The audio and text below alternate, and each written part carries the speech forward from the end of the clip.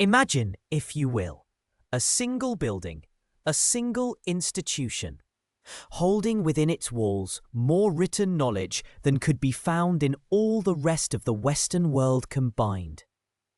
Picture this vast accumulation of human thought, not spread across countless digital servers and cloud networks, but meticulously inscribed on papyrus scrolls, carefully stored and diligently catalogued.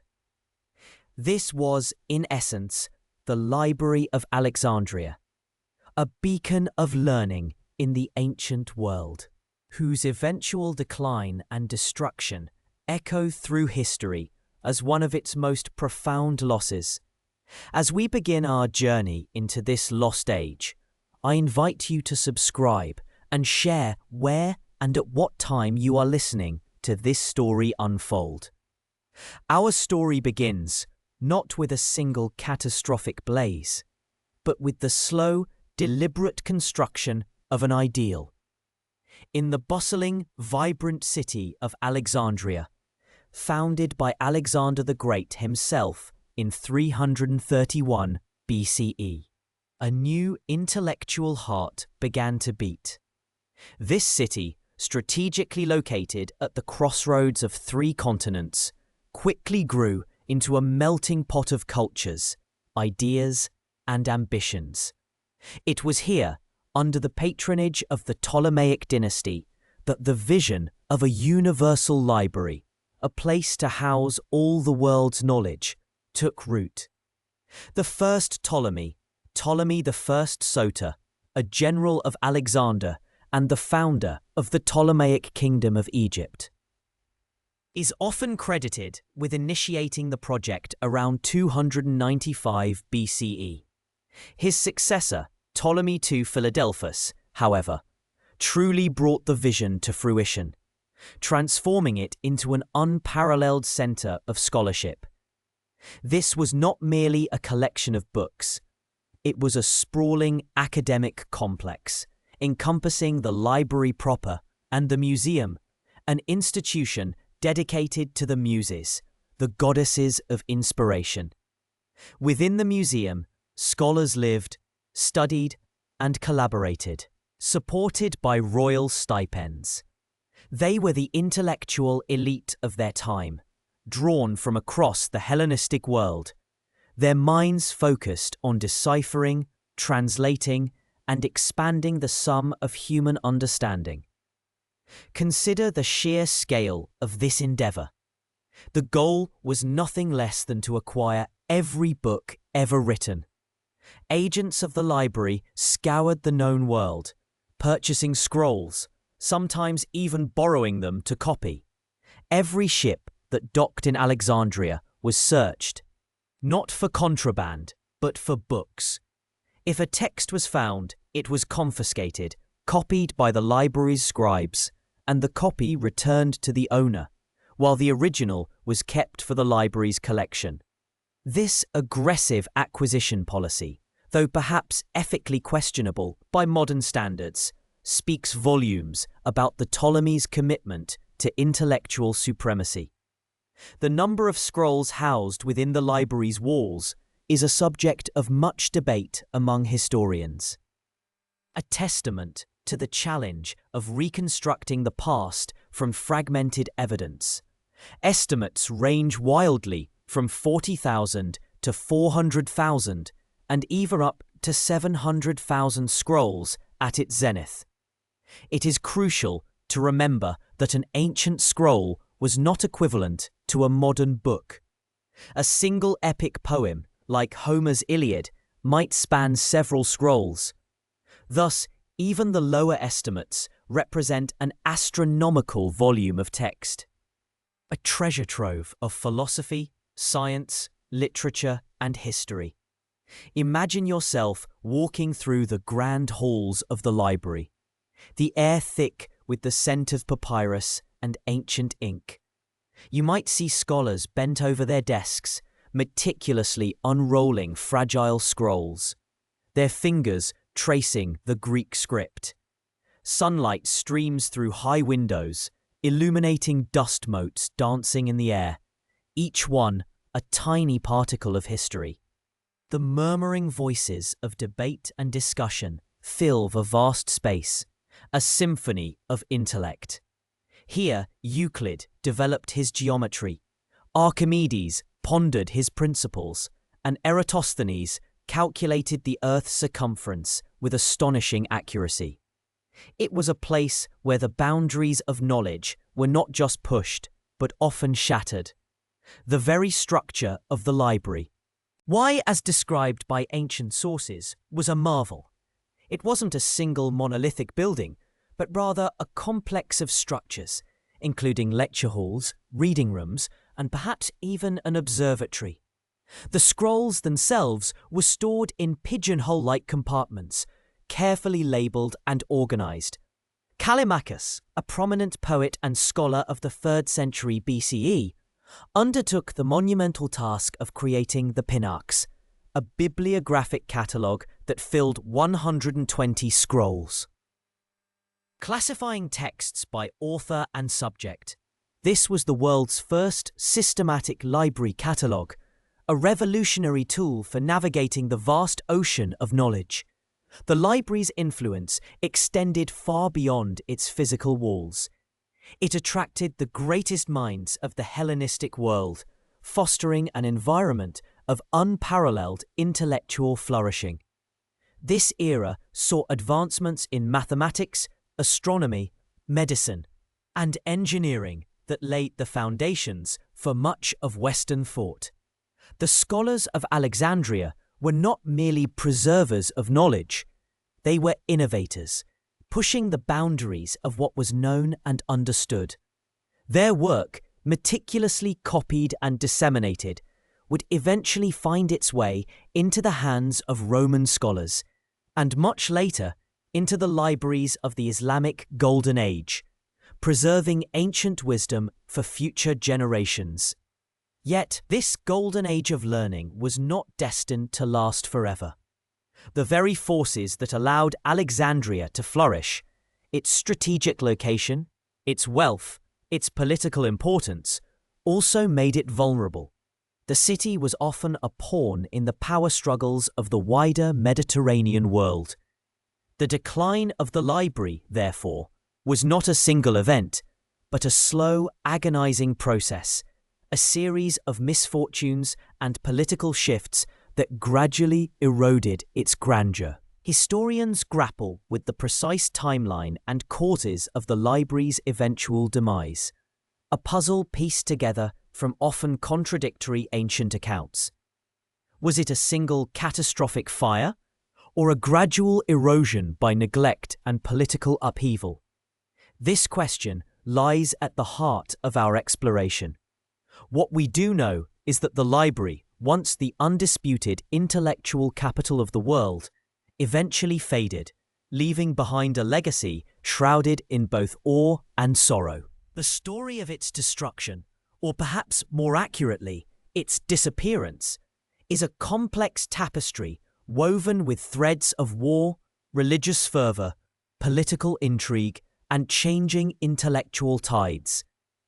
To understand this profound loss, we must first understand the world that created it, and the methods by which we attempt to reconstruct its memory. Our journey now takes us to the sun-drenched shores of the Mediterranean, to a city that rose from the desert sands of Egypt in the late 4th century BCE. Alexandria. Imagine, if you will, the scent of salt and exotic spices carried on a gentle sea breeze, the distant murmur of a bustling harbour, and the glint of sunlight on white marble. This was Alexandria, a city conceived by Alexander the Great himself, though he never lived to see its full glory. It was founded around 331 BCE, a testament to his vision of a cosmopolitan centre, a bridge between East and West. You stand on the broad, colonnaded streets, the air alive with the chatter of merchants, scholars, and sailors from every corner of the known world. The city's layout designed by the architect Dinocrates, was a marvel of urban planning. A grid of wide avenues intersecting at right angles, a blueprint for future cities. But Alexandria was more than just a city. It was an idea, a grand experiment in intellectual ambition. At its heart lay an institution that would become legendary, the Great Library of Alexandria. This was not merely a repository of scrolls, it was a living, breathing academy, a beacon that drew the brightest minds of antiquity like moths to a flame. The library, along with its sister institution, the museum, a temple to the Muses, was established under the patronage of the Ptolemaic dynasty, the Greek rulers who inherited Egypt after Alexander's death. Ptolemy I, Soter, one of Alexander's generals, is credited with initiating its creation, though it was his son, Ptolemy II, Philadelphus, who truly brought it to its zenith in the early 3rd century BCE. Consider the sheer scale of this undertaking. The Ptolemies poured vast resources into acquiring every scroll, every text, every piece of written knowledge they could lay their hands on. They sent agents across the Mediterranean and beyond, with instructions to buy, borrow, or even copy texts by any means necessary. It's said that every ship that docked in Alexandria's harbour was searched for books, which were then taken to the library to be copied. The original would be returned to its owner, but the copy would remain, adding to the ever-growing collection. This practice, while perhaps aggressive by modern standards, speaks to an almost insatiable hunger for knowledge, a drive to centralize and preserve the intellectual heritage of the world. Imagine yourself walking through its hallowed halls, the scent of papyrus and olive oil, used to preserve the scrolls, filling the air. You see scribes diligently copying texts, their quills scratching softly against the papyrus. Scholars from distant lands debate philosophical points in hushed tones, their voices echoing in the vast spaces. The library was not just a quiet archive.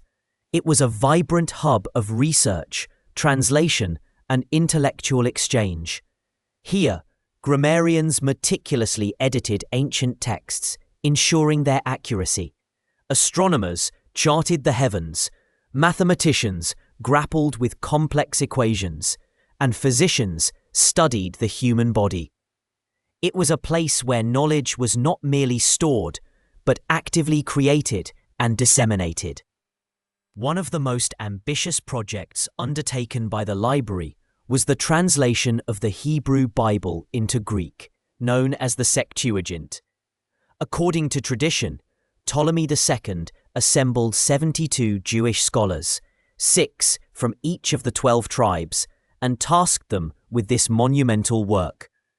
This act not only made the sacred texts accessible to a wider Hellenistic audience, but also demonstrated the library's commitment to encompassing all forms of knowledge, regardless of origin. This tradition, while perhaps embellished, points to the profound cultural synthesis that defined Alexandria. The sheer volume of texts housed within the library was staggering. While precise figures are debated among historians, estimates range from 400,000 to 700,000 scrolls at its peak. To put this into perspective, each scroll might contain a single work, or even just a chapter of a longer work. This was an unprecedented accumulation of human thought, a treasure trove of ancient wisdom. How do we know about these numbers? Our understanding comes from a combination of ancient historical accounts, such as those by Callimachus, a scholar who worked at the library, and later writers like Aulus Gellius and Seneca, who refer to these vast collections. While their exact figures might be subject to some exaggeration, the consistent theme across these sources points to an enormous library. The Library of Alexandria was more than just a collection. It was a system. It was here that the first systematic cataloguing of texts was developed. Callimachus, a poet and scholar, is credited with creating the Pinnaces, a monumental bibliography that listed and categorized the library's holdings. This was an early form of library science, organizing knowledge in a way that made it accessible and searchable. Before this, finding a specific text in a large collection would have been a daunting task. The Pinnaces provided a framework, a key to unlocking the vast intellectual resources contained within the library. The scholars of Alexandria made groundbreaking contributions in numerous fields. Eratosthenes, a polymath who served as chief librarian, famously calculated the circumference of the Earth with remarkable accuracy, using only basic geometry and observations of shadows at different latitudes. Imagine the intellectual leap required to conceive of such a measurement, let alone execute it with such precision. His method involved observing the angle of the sun at noon on the summer solstice in two different locations, Syene, modern Aswan, and Alexandria, and knowing the distance between them. This simple yet profound experiment demonstrated the power of empirical observation and mathematical reasoning. Another giant of Alexandrian scholarship was Euclid, whose Elements codified geometry into a coherent, axiomatic system that would serve as the foundation for mathematics for over 2 millennia. His work, likely compiled and refined in Alexandria, is a testament to the systematic approach to knowledge fostered by the library. You can almost hear the rustle of papyrus as students, centuries later, would pore over his propositions and proofs. Herophilus, a physician, conducted anatomical dissections, pushing the boundaries of medical knowledge. He distinguished between arteries and veins and understood the role of the brain as the center of intelligence. While the practice of human dissection was controversial, the intellectual environment of Alexandria, with its royal patronage and thirst for empirical knowledge, allowed for such advancements. However, the very ambition of the library also led to certain challenges. The Ptolemaic rulers, while patrons of learning, also wielded significant power. Some historians argue that the library, while a center of free inquiry, also served as a tool of royal prestige and control. Was the acquisition of every scroll a purely benevolent act of scholarship, or was it also a way for the Ptolemies to consolidate their cultural and political dominance? This is a question that continues to spark debate. While the primary motivation appears to have been the pursuit of knowledge, the immense resources dedicated to it undoubtedly enhanced the dynasty's reputation and influence.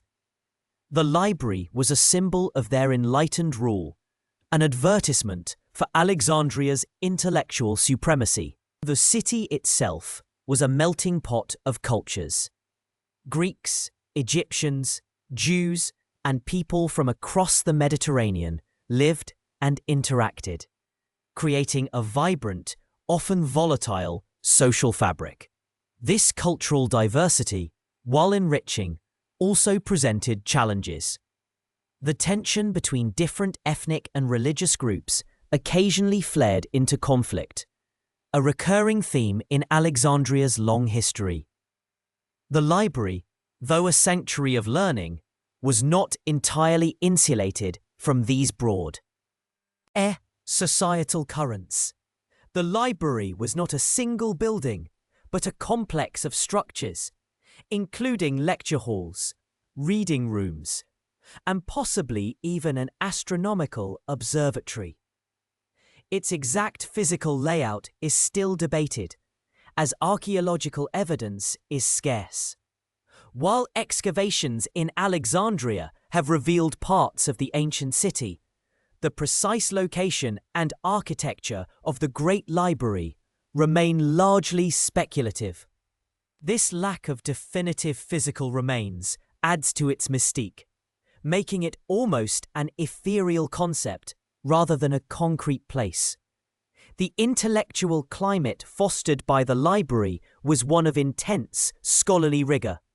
Scholars were expected to not only read and interpret, but also to critique and improve upon existing texts. They were the guardians of knowledge, but also its innovators. This tradition of critical inquiry, of questioning and refining, is one of the library's most enduring legacies. It laid the groundwork for modern academic research, emphasizing the importance of textual criticism and empirical verification. The library also served as a repository for the wisdom of earlier civilizations. It contained texts from ancient Babylon, Persia, and Egypt, preserving knowledge that might otherwise have been lost. This cross-cultural exchange of ideas was vital, allowing scholars to build upon the foundations laid by their predecessors. It was a bridge connecting the intellectual achievements of the past with the innovations of the present. As the centuries passed, Alexandria continued to flourish, but the political landscape of the Mediterranean shifted. The rise of Rome brought new powers and new challenges. The Ptolemaic dynasty, while initially strong, eventually succumbed to internal strife and external pressures. The fate of the library, intertwined with the fate of the city and its rulers, would become a subject of great historical sorrow and debate.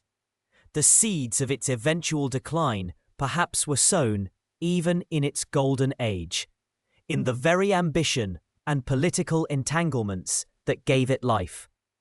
The Library of Alexandria was, in essence, a grand experiment in the pursuit of universal knowledge.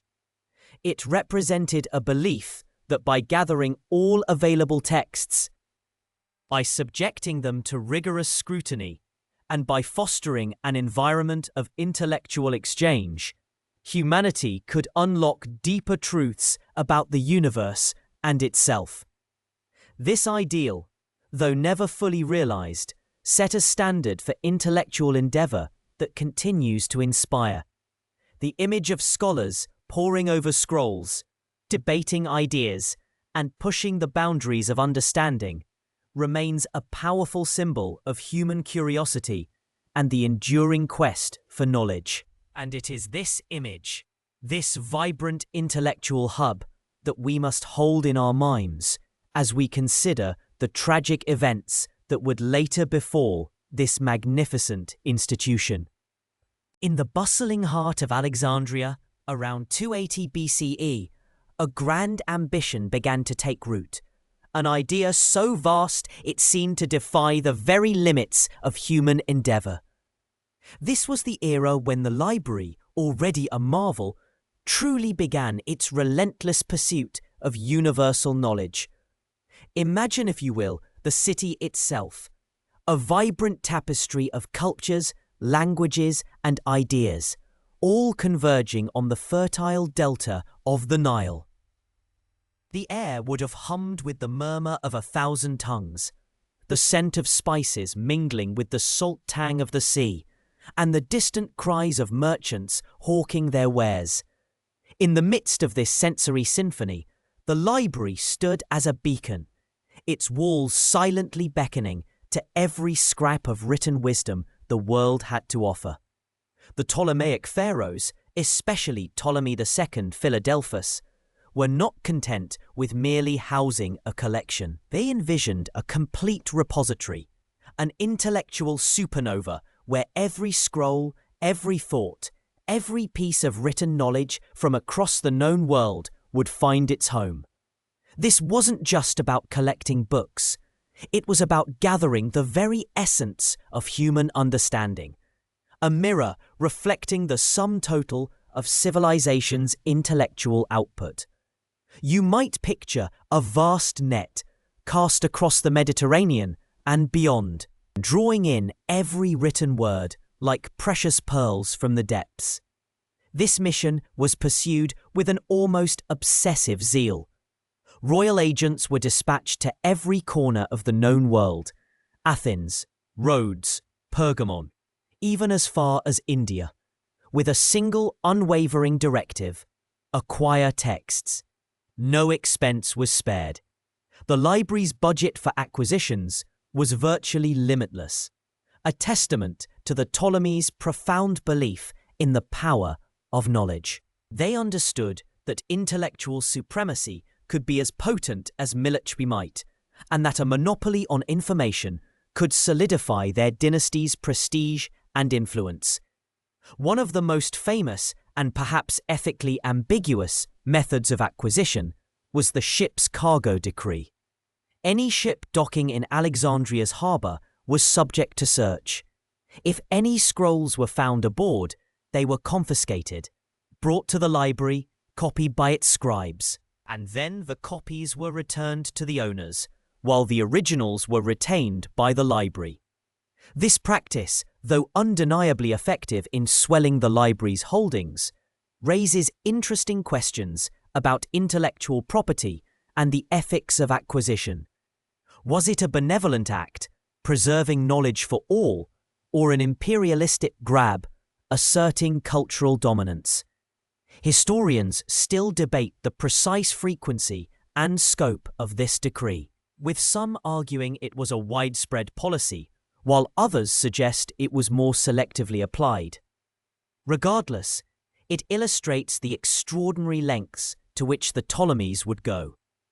Consider yourself a merchant sailor, docking your vessel in the bustling port of Alexandria.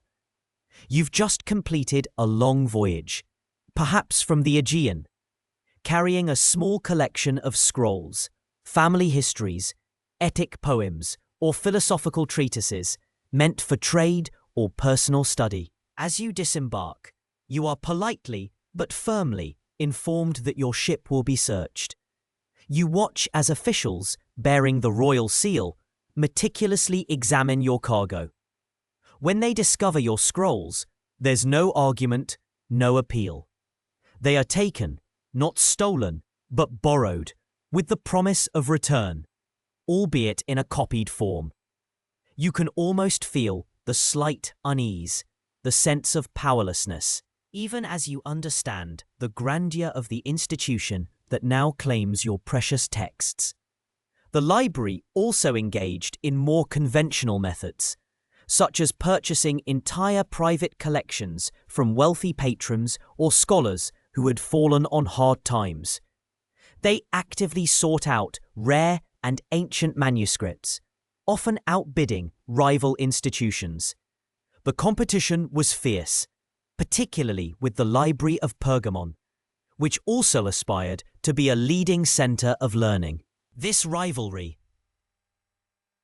incidentally, is said to have spurred the invention of parchment as a writing material, as the Ptolemies, in an attempt to hinder Pergamon, restricted the export of papyrus from Egypt. Pergamon's ingenious solution was to develop a more durable alternative from animal skins, a testament to the innovative spirit born from intellectual competition.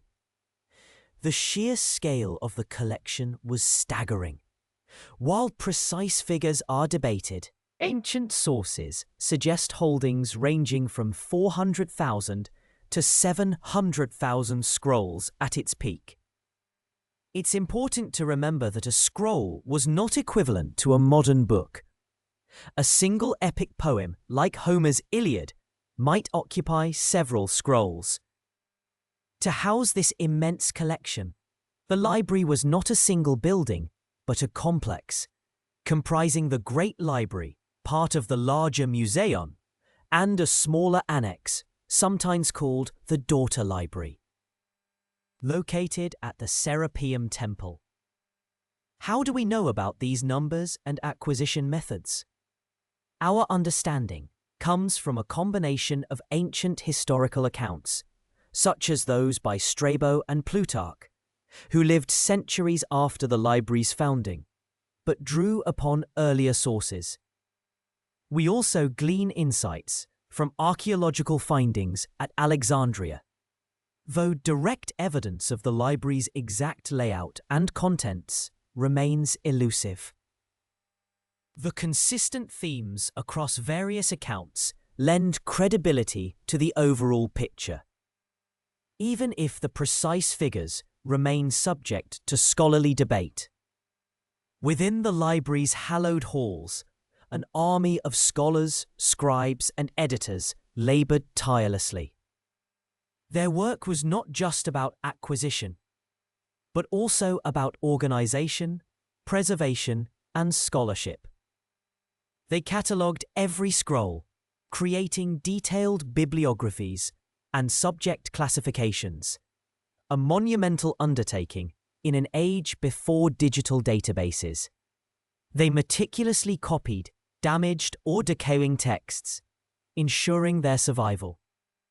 They also undertook critical editions of important works, comparing different versions of texts to establish the most accurate and authoritative readings.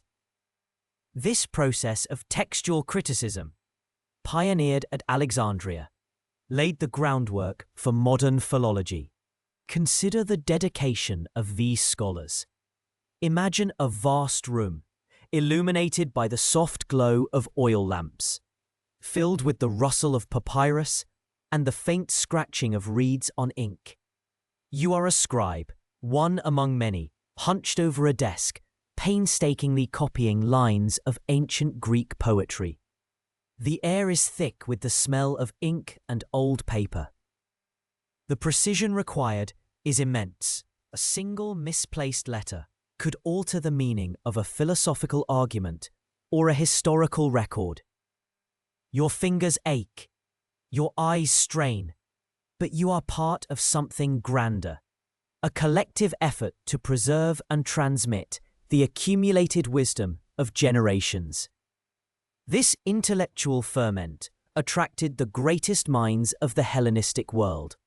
Scholars like Callimachus, the poet and bibliographer, developed the Pinnaces, a monumental bibliographic catalogue that filled 120 scrolls and served as a foundational work for library science. Euclid, whose Elements laid the foundations for geometry, almost certainly worked and taught within the Museion. Eratosthenes, the polymath, not only served as chief librarian, but also famously calculated the Earth's circumference with remarkable accuracy, using simple geometry and observations of shadows. These were not just custodians of knowledge, they were active contributors to its expansion. The library's mission extended beyond mere collection. It was also a center for translation. Texts from Egyptian, Persian, Babylonian, and even Indian traditions were translated into Greek, making them accessible to a wider scholarly audience. This cross-cultural exchange was vital for the advancement of knowledge, allowing ideas to flow and intermingle in unprecedented ways. It was, in essence, an early form of globalization of ideas, a melting pot where diverse intellectual currents could fuse and spark new discoveries. Is the very concept of a universal library striving to contain all known knowledge was a revolutionary idea. It reflected a profound optimism in the human capacity for understanding, and a belief that knowledge, when gathered and organized, could unlock untold secrets of the universe. This ambition, however, also carried within it a certain vulnerability. A single repository, no matter how grand, is inherently fragile. It's like gathering all the world's water into one magnificent reservoir. While it provides immense power and utility, it also concentrates the risk. Should that reservoir be breached, the loss would be catastrophic. The library's influence radiated outwards, shaping the intellectual landscape of the ancient world. Its standardized texts preserved countless works that would otherwise have been lost to time, and fostered an environment of critical inquiry and scientific exploration. Its very existence spurred other cities and rulers to establish their own libraries, though none ever rivaled Alexandria in scale or prestige. The library became a symbol of intellectual prowess, a monument to the human mind's insatiable hunger for understanding. Yet, even in its golden age, there were whispers of political intrigue and shifting power dynamics that would eventually cast long shadows over its future. The Ptolemaic dynasty, while initially strong patrons, would eventually face internal strife and external pressures. The very ambition that built the library also made it a potential target, a prize to be coveted, or perhaps a threat to be neutralized. The intellectual supernova, while brilliant, was also a concentrated point of energy, susceptible to the forces that would eventually seek to dim its light. The sheer volume of material meant that not every text could be preserved indefinitely. Papyrus, while durable for its time, was susceptible to humidity, insects, and fire. Constant recopying was necessary, a labor-intensive process that required vast resources. Even with the dedication of its scribes, some texts would inevitably degrade beyond repair, or simply be deemed less important and allowed to fall into disuse. This natural attrition is a quiet counterpoint to the grand ambition of universal collection, a reminder that even the most determined efforts cannot entirely halt the slow march of decay. As you reflect on this period, you might consider the sheer audacity of the Ptolemies' vision. To attempt to collect everything written from every culture was an undertaking almost beyond comprehension. It speaks to a deep-seated human desire to categorize, to understand, to master the world through information. It was an age of boundless curiosity, where the pursuit of knowledge was elevated to a state-sponsored religion, with the library as its grandest temple. The echoes of this ambition resonate even today, in our own digital age, as we grapple with the challenges and opportunities of collecting and organizing an ever-expanding universe of information. The dream of a universal library, first conceived in Alexandria, continues to inspire, even as its original embodiment stands as a poignant reminder of the fragility of even the grandest human achievements. As the morning sun, a gentle painter, began to streak the Alexandrian sky with hues of rose and gold, a different kind of light was already kindled within the great library.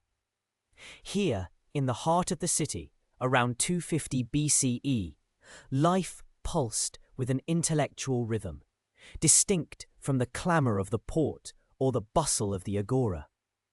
You might imagine yourself a young apprentice entering through one of the grand portals, the cool, dry air inside a welcome respite from the Mediterranean humidity.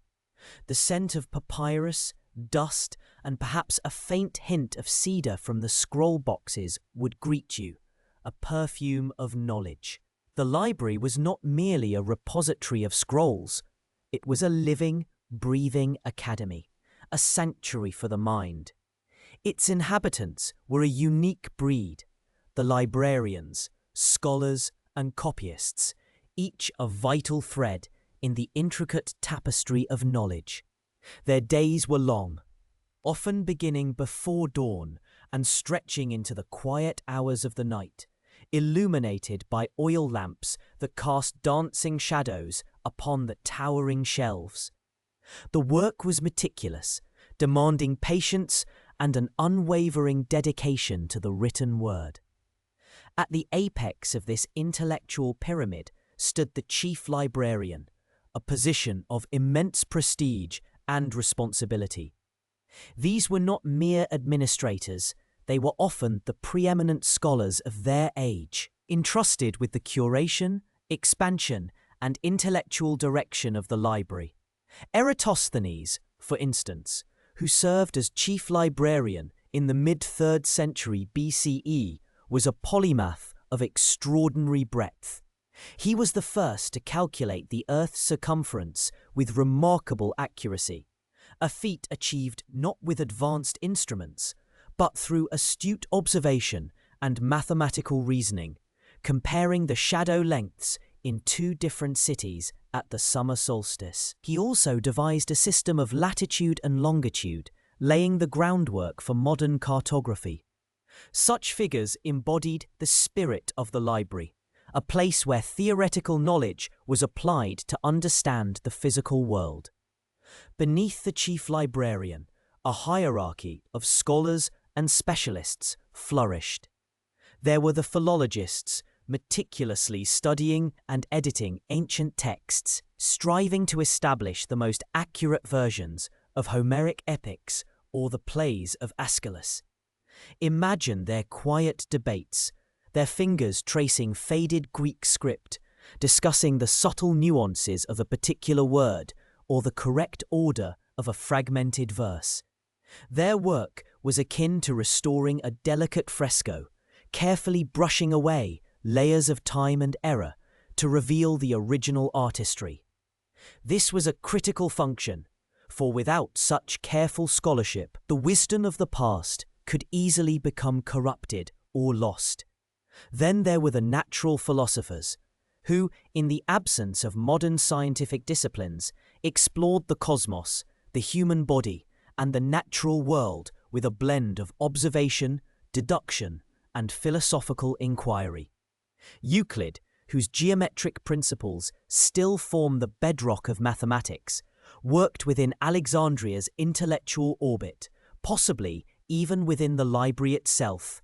His Elements became the most influential mathematical textbook of all time, a testament to the rigorous, logical thinking fostered in this environment. Another luminary, Herophilus, often regarded as the father of anatomy, conducted dissections, pushing the boundaries of medical understanding. His work, alongside that of Erasistratus, who studied the circulatory and nervous systems, marked a significant leap in medical science.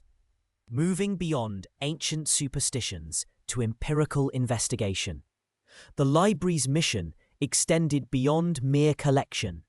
It was a center for translation and interpretation. Scholars from diverse linguistic backgrounds worked to render texts from Egyptian, Babylonian, Persian, and other cultures into Greek, making their knowledge accessible to a wider audience. This cross-cultural exchange was revolutionary, fostering a global intellectu. Al dialogue centuries before the term globalization even existed. It was a recognition that wisdom was not confined to one language or one people, but was a universal pursuit. The copyists formed the backbone of the library's expansion. Their scriptorium, a large, well-lit hall, would have been a hive of quiet industry. You would see them, perhaps dozens of them, seated at individual desks, meticulously copying texts onto fresh rolls of papyrus. Their tools were simple: reeds sharpened into pens, ink made from soot and gum arabic, and a steady hand. Each scroll was a labor of love, a testament to their dedication. They weren't just transcribing, they were preserving, ensuring that the knowledge contained within those fragile sheets would endure. The sheer volume of their work was staggering, contributing to the library's estimated 500,000 scrolls at its zenith. How we know about the number of scrolls comes from a combination of ancient accounts, which often vary, and archaeological evidence of scroll fragments and storage methods, giving us a range rather than a precise count. The daily routine of a scholar or copyist was one of disciplined study and focused work. A typical day might begin with a communal breakfast, simple fare of bread, olives, and perhaps some fish, shared in a courtyard where the morning light filtered through colonnades. Then it was to their respective tasks. A scholar might spend hours poring over a specific manuscript, comparing different versions, making annotations, or drafting a commentary. A copyist would begin the slow, rhythmic process of transcription, their hand moving steadily across the papyrus, forming each letter with care. Breaks might involve discussions with colleagues, sharing new discoveries or debating interpretations, often in hushed tones so as not to disturb the intense concentration of others. The library also served as a teaching institution. Young students, eager to learn, would gather at the feet of master scholars, absorbing their wisdom. This informal apprenticeship system ensured the continuity of knowledge, passing the torch from one generation to the next. It was an ecosystem of learning, where every role, from the most esteemed librarian to the humblest apprentice, contributed to the collective intellectual endeavor. However, life within the walls was not without its challenges. The sheer volume of texts presented logistical hurdles. The scrolls, made of papyrus, were susceptible to decay, insects, and fire. Constant care was required for their preservation. Scribes would periodically unroll, clean, and re-roll scrolls, sometimes even recopying those that showed signs of deterioration. This was a battle against time and entropy, a perpetual effort to keep the fragile vessels of knowledge intact. Moreover, the intellectual environment, while stimulating, could also be a crucible of intense debate and rivalry. Scholars, passionate about their interpretations, would engage in spirited arguments, sometimes leading to personal animosities. The pursuit of truth, while noble, often involved challenging established beliefs and confronting differing viewpoints. This intellectual ferment, however, was ultimately productive, pushing the boundaries of understanding. Historians, for example, continue to debate the extent of censorship within the library. Some argue that the Ptolemaic kings, as patrons, would have had a vested interest in promoting certain narratives and suppressing others, but might challenge their authority. Others contend that the library's primary mission was the acquisition of all knowledge, irrespective of political implications, and that censorship was minimal, focusing more on authenticity than ideology. Both views have merit, reflecting the complex interplay between power and knowledge in any era. The library's influence extended far beyond its physical walls. It attracted scholars from across the Hellenistic world, creating a vibrant intellectual hub. Imagine the diverse array of languages and accents you might hear in its courtyards. Scholars from Athens, Rome, Babylon, and even distant India, all drawn by the magnetic pull of this unparalleled institution. This intellectual migration enriched the library, bringing new perspectives and texts from every corner of the known world. The methods of acquiring scrolls were as varied as their contents. Agents were dispatched across the Mediterranean and beyond, tasked with purchasing or copying texts. Ships docking in Alexandria were sometimes subjected to a unique form of customs duty. Any books found on board were confiscated, copied by the library's scribes, and then returned to their owners, with the copies retained for the collection. This aggressive acquisition policy, while perhaps ethically dubious by modern standards, ensured that the library truly lived up to its ambition of housing all knowledge. It was like a vast intellectual net, constantly casting wide to draw in every available piece of written wisdom. The legacy of these guardians and scholars is profound. They not only preserved ancient knowledge, but actively advanced it, laying foundations for fields like mathematics, astronomy, medicine, and literary criticism that would shape Western thought for millennia. Their dedication transformed a collection of scrolls into a dynamic engine of intellectual progress. The quiet hum of their work, the rustle of papyrus, the scratch of reed pens, all contributed to a symphony of learning that resonated through the ancient world. They understood, perhaps more acutely than anyone, the fragility of knowledge and the immense effort required to safeguard it. Their lives within those hallowed walls were a testament to the enduring human quest for understanding, a quest that, even in its most mundane daily tasks, held the power to change the world. The city of Alexandria, a beacon on the Egyptian coast, continued its vibrant life through the centuries, even as the first subtle cracks began to appear in the grand edifice of its library.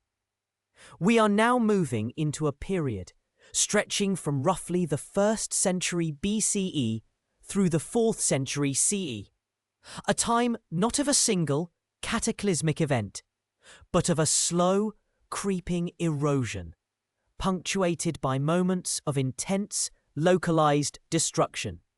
The popular image of a single ... dramatic blaze consuming all knowledge in one night is, in fact, a simplification, a narrative convenient for its tragic clarity, but one that obscures a far more complex and perhaps even more poignant reality. Imagine yourself walking through the marble halls, not in the library's golden age, but in its twilight. The air might still carry the scent of papyrus and aged leather, but perhaps a layer of dust now coats some of the less frequented shelves. The murmurs of scholars are fewer, their debates less fervent.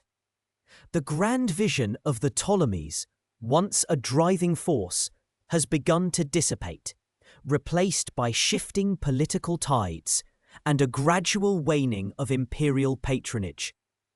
This wasn't a sudden collapse, but more like a magnificent river slowly drying up, its tributaries diverted, its banks eroding. One of the earliest and most frequently cited moments of damage occurred in 48 BCE, during Julius Caesar's Alexandrian War. This event is often presented as the burning of the library, but historical accounts are far more nuanced. Caesar, besieged in the royal palace, ordered the burning of his own ships in the harbour to prevent them from falling into enemy hands. The fire, according to some ancient sources like Plutarch and Dio Cassius, spread from the docks to the warehouses, which contained a vast quantity of scrolls. Seneca, a Roman philosopher, explicitly states that 40,000 scrolls were destroyed in this incident. However, it's crucial to understand that these scrolls were likely part of the library's overflow, or perhaps copies intended for export, stored in annexes or port facilities, not necessarily the main collection within the Bruchian Quarter. The primary library, with its irreplaceable master copies, appears to have survived this particular conflagration. Historians grapple with the exact scale of this loss. Was it a devastating blow to the core collection, or a significant but not fatal loss of peripheral material? The fact that later scholars, like the geographer Strabo, visited Alexandria decades after Caesar's war, and still describe the city as a major centre of learning, with a functioning library, suggests that the main institution persevered. Yet the destruction of 40,000 scrolls, even if they were duplicates or less critical texts, represents a substantial loss of knowledge, a flickering flame extinguished.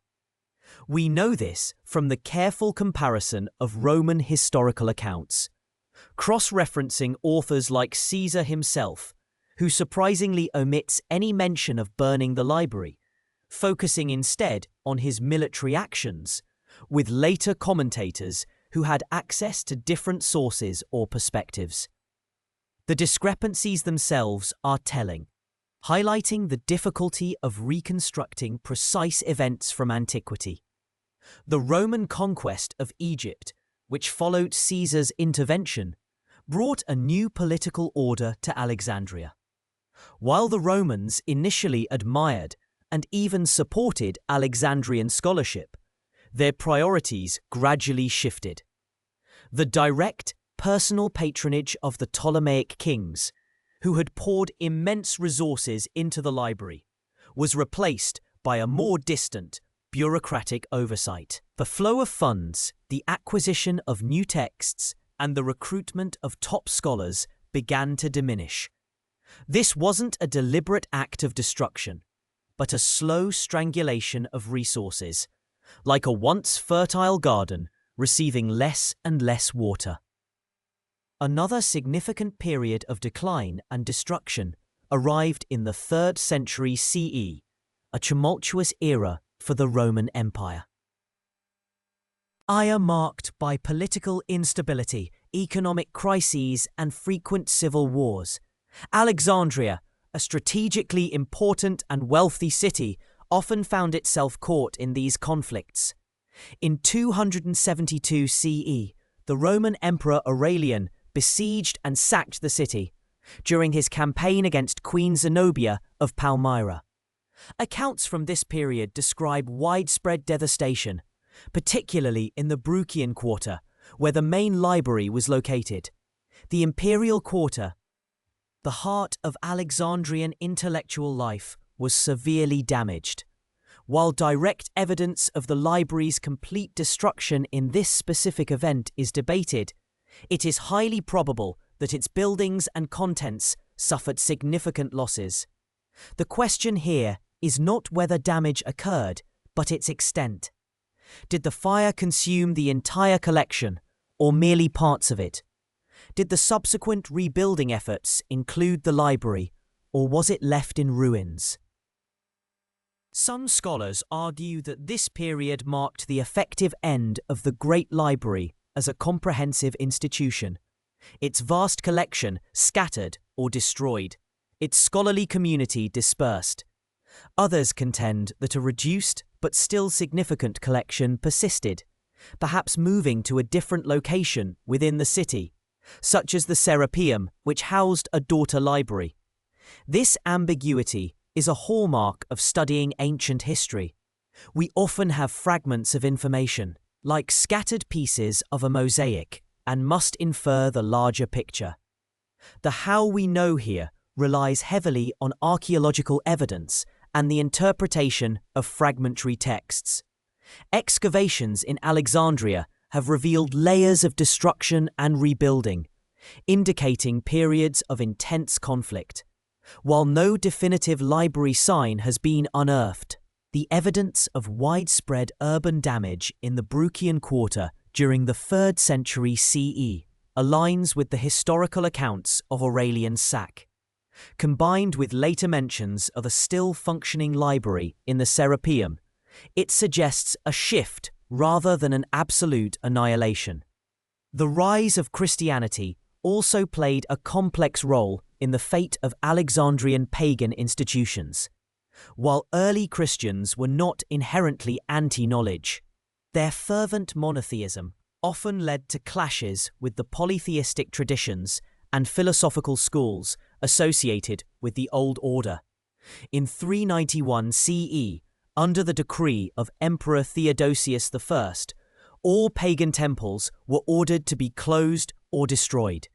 The Serapeum, a magnificent temple dedicated to the god Serapis, which housed a significant collection of scrolls, became a focal point of this religious zeal. Theophilus, the Bishop of Alexandria, led a mob that destroyed the Serapeum. This event, vividly described by Christian and pagan historians alike, undoubtedly resulted in the destruction of many valuable texts. This act of iconoclasm was driven by religious fervor, a desire to eradicate symbols of the old faith. It was not necessarily an attack on knowledge itself, but a consequence of a cultural shift. The scrolls within the Serapeum were seen as part of the pagan apparatus and thus subject to destruction. Historians debate whether the Serapeum Library was still a major repository of the Great Library's original collection, or merely a smaller, more specialized collection. Regardless, its destruction represents another significant loss, another chapter closed in the long story of Alexandrian knowledge.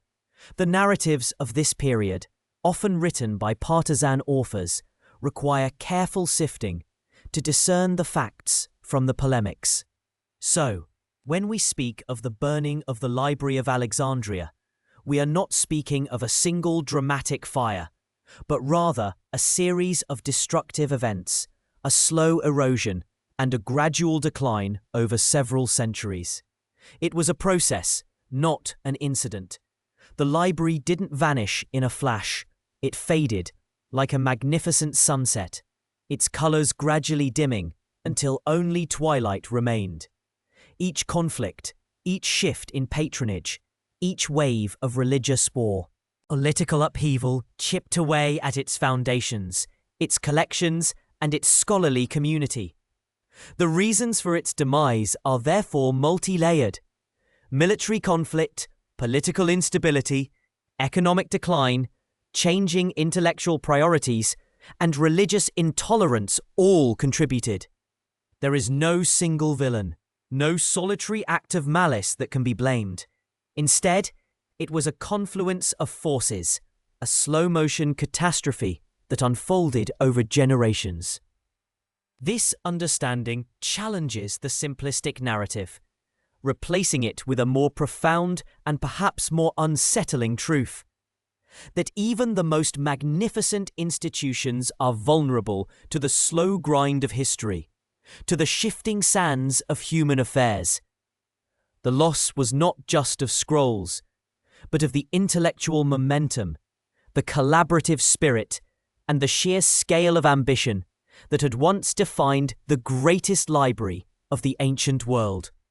As the last embers cooled in Alexandria, perhaps around the mid-5th century CE, a profound silence descended, not just over the physical ruins, but over the intellectual landscape of the ancient world.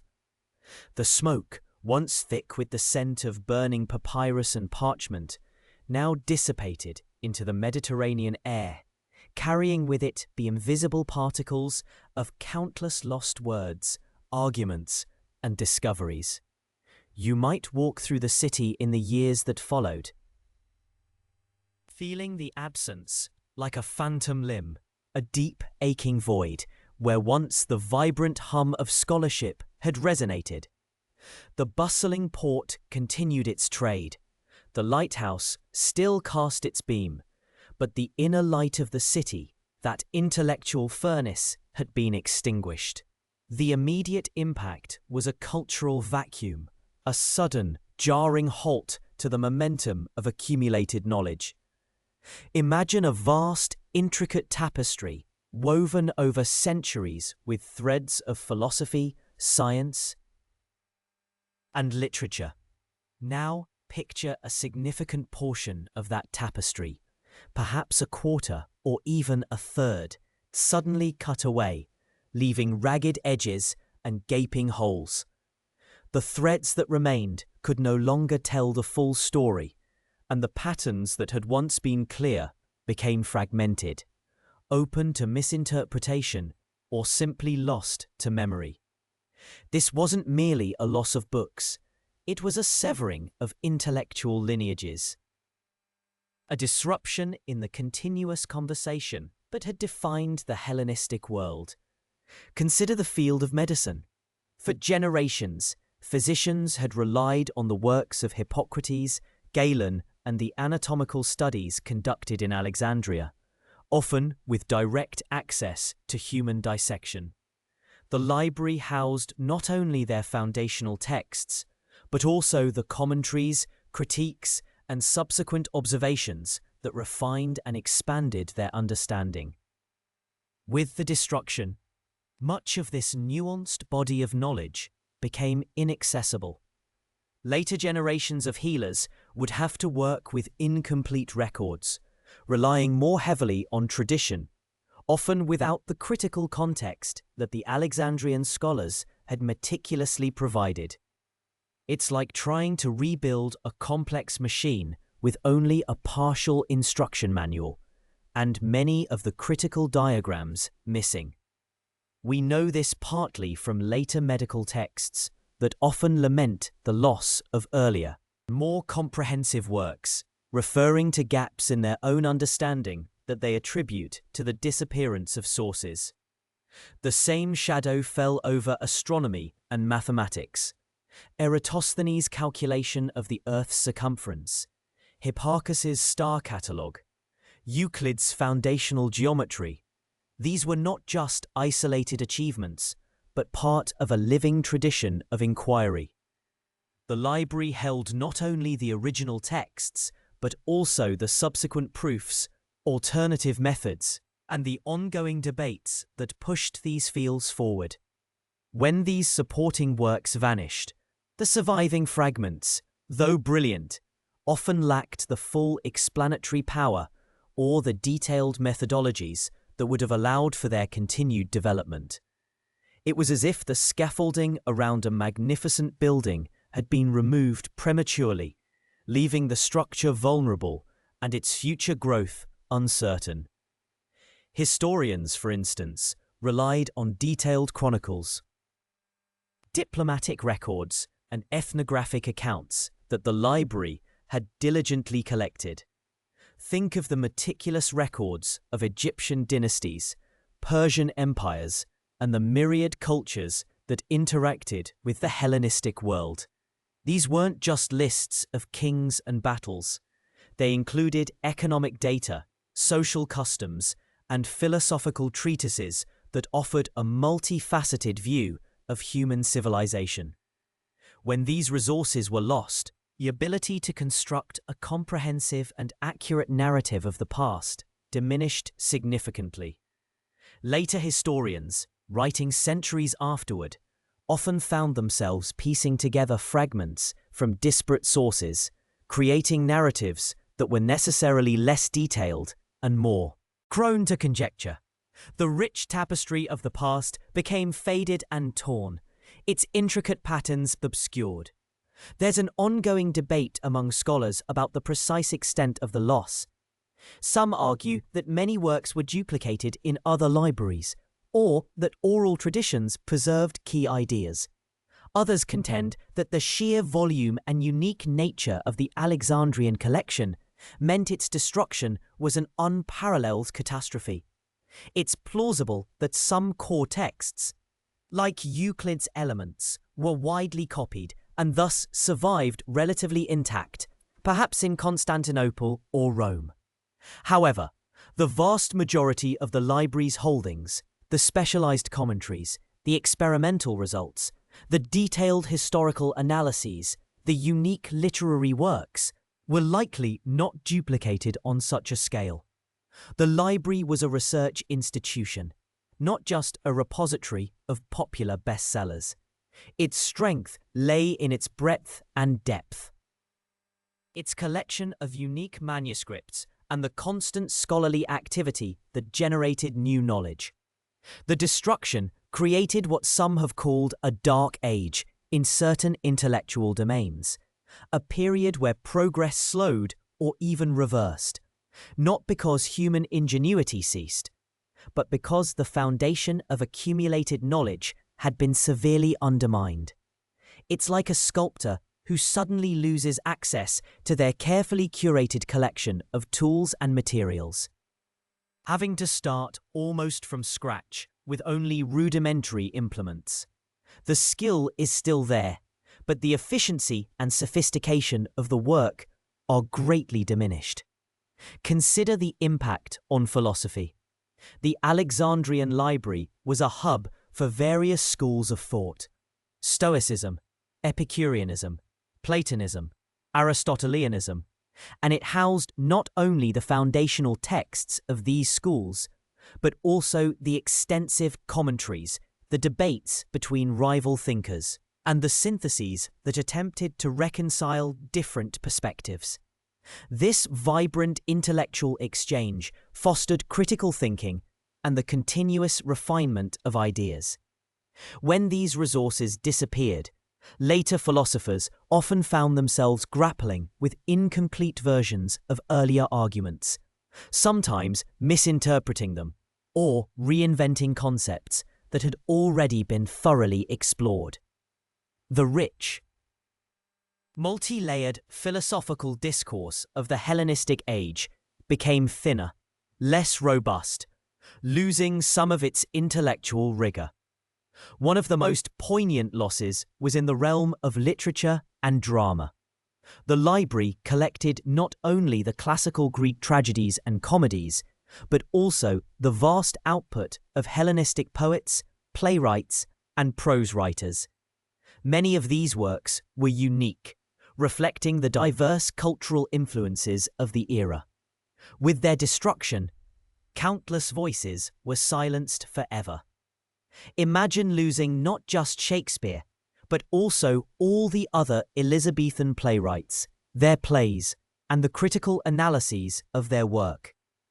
The literary landscape of subsequent centuries was undeniably impoverished, less varied, and less complex than it might have been. We know this because later Roman and Byzantine writers often refer to works they could no longer access, expressing regret over their disappearance. The how we know for this intellectual void comes from a combination of sources: the lamentations of later scholars, who explicitly mention works they could no longer find, the sudden discontinuities in the development of certain scientific or philosophical fields, and the comparative analysis of surviving texts, which often show gaps or refer to lost predecessors.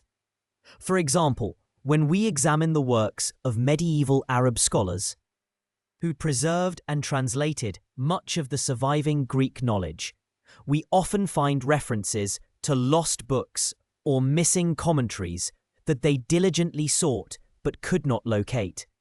Their efforts to reconstruct ancient knowledge often highlight the vastness of what was no longer available. The loss also had a profound psychological impact. The library had been a symbol of human aspiration, a testament to the power of collective intellect. Its destruction, regardless of the specific perpetrators or motivations, represented a blow to the very idea of sustained intellectual progress. It fostered a sense of fragility, a realization that even the most monumental achievements of civilization could be undone. This realization, while perhaps not consciously articulated by everyone, contributed to a shift in worldview, a greater emphasis on preservation and transmission of what remained, rather than the boundless expansion of knowledge that had characterized the Alexandrian age. The echoes of this loss resonated for centuries. The medieval period in Europe, often characterized as a time of intellectual contraction compared to classical antiquity, can partly be understood in the context of this intellectual vacuum. While other factors were certainly at play, the diminished access to the full breadth of ancient Greek and Roman thought meant that scholars had a far smaller foundation upon which to build. They were often working with summaries, fragments, or translations of translations, rather than the original, comprehensive texts. It was as if they were trying to piece together a complex puzzle with many of the crucial pieces missing. leading to a slower and more arduous process of intellectual reconstruction. Even when the Renaissance brought a renewed interest in classical learning, scholars often found themselves searching for texts that were simply gone. The rediscovery of a single lost manuscript could spark a revolution in thought, precisely because so much had been lost. The intellectual landscape of the world had been fundamentally altered, its contours reshaped by the absence of what had once been. The burning of the Library of Alexandria, therefore, wasn't just an isolated act of destruction. It was a profound historical caesura, a moment when the trajectory of human knowledge irrevocably changed, leaving behind an enduring legacy of silence where once there had been a symphony of voices. The world continued, of course, but it did so with a quieter, less informed hum, forever marked by the ghost of what had been lost. As the dust settled over Alexandria and the last embers of its great library cooled, a different kind of shadow began to lengthen across the Western world, one not cast by smoke, but by absence. This period, often termed the Dark Ages in European history, roughly spanning from the 5th to the 15th centuries, saw a significant decline in intellectual activity, a fragmentation of knowledge, and a retreat from the vibrant scholarly pursuits that had once characterized the Hellenistic and Roman eras. While the destruction of the Library of Alexandria was not the sole cause of this intellectual winter, it was undoubtedly a contributing factor, a wound that festered, exacerbating other societal shifts. Imagine, for a moment, the vast intellectual reservoir that was lost. It wasn't merely books, but the collective memory of generations. The intricate web of observations, theories, and debates that formed the bedrock of ancient thought. Without these foundational texts, future scholars were forced to start from a much diminished base. It's like trying to rebuild a magnificent cathedral when all the blueprints and most of the finely crafted stones have vanished, leaving only scattered rubble. The continuity of knowledge, that vital handoff from one generation to the next, was severely disrupted. One of the most profound consequences was the decline in scientific and philosophical inquiry.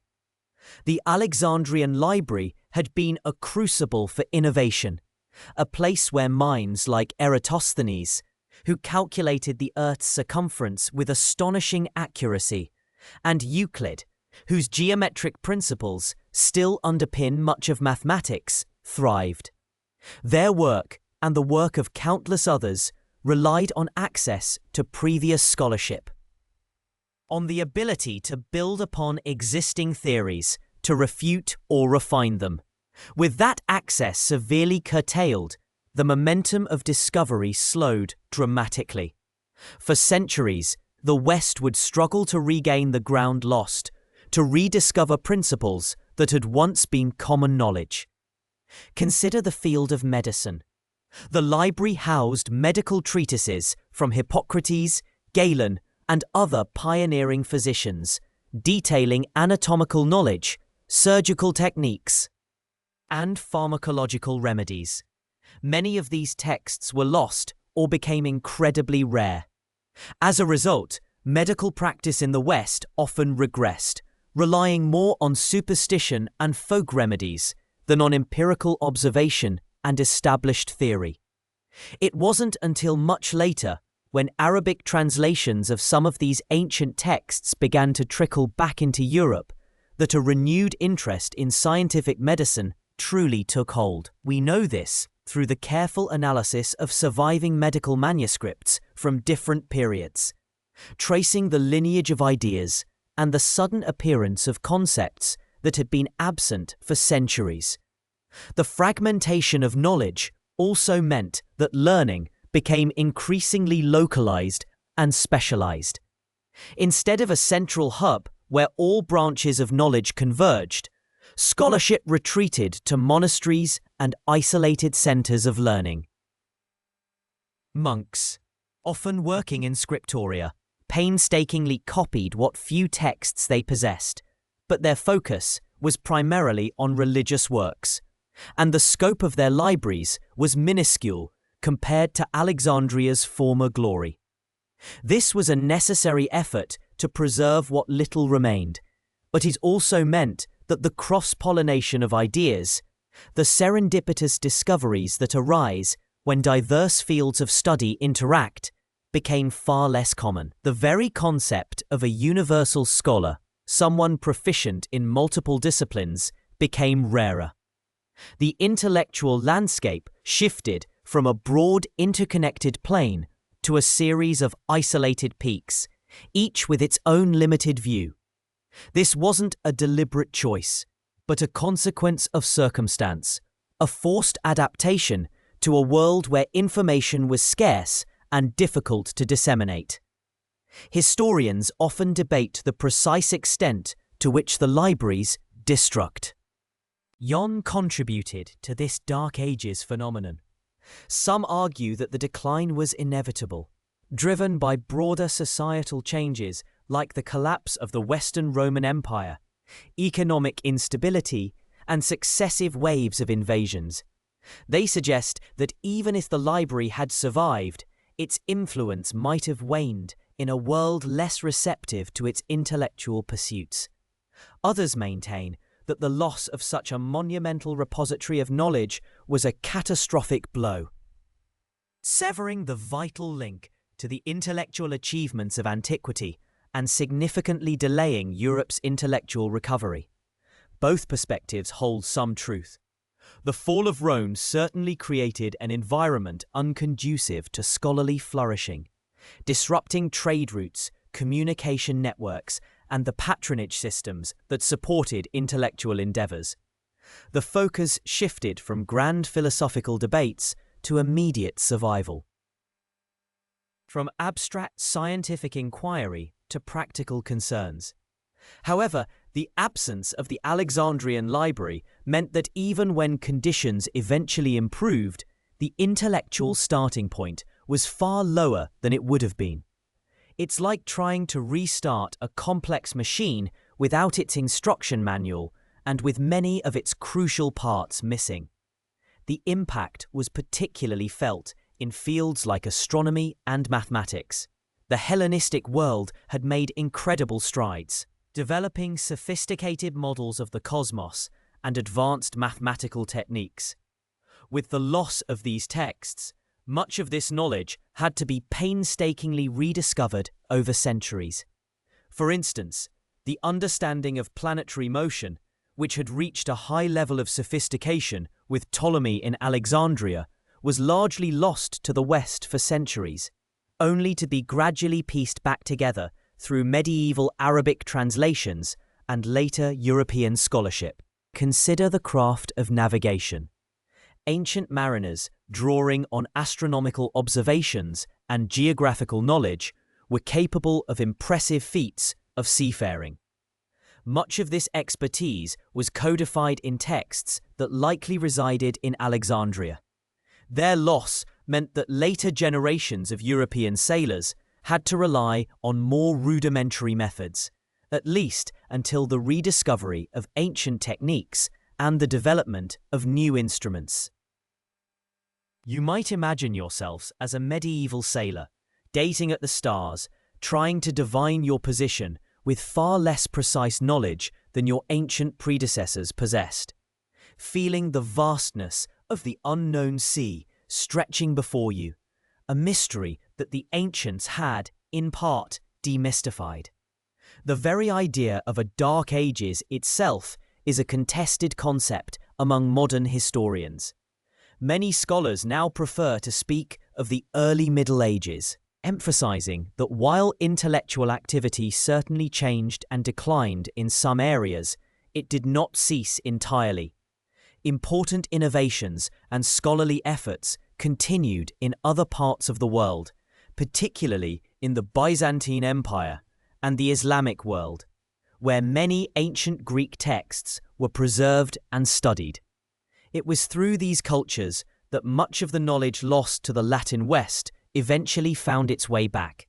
However, even acknowledging the vibrancy of scholarship in the East, the Western European experience was undeniably one of intellectual contraction. The sheer scale of the Alexandrian library meant that its destruction represented a loss of cultural capital unparalleled in history. It was a library designed to be universal, to contain every book ever written, a testament to humanity's boundless curiosity. Its absence left a void that would take centuries to fill, and perhaps some gaps that remain unfilled to this day. The fragmentation of knowledge also extended to the understanding of classical languages, particularly Greek. While Latin remained the language of scholarship in the West, the ability to read and understand original Greek texts diminished significantly.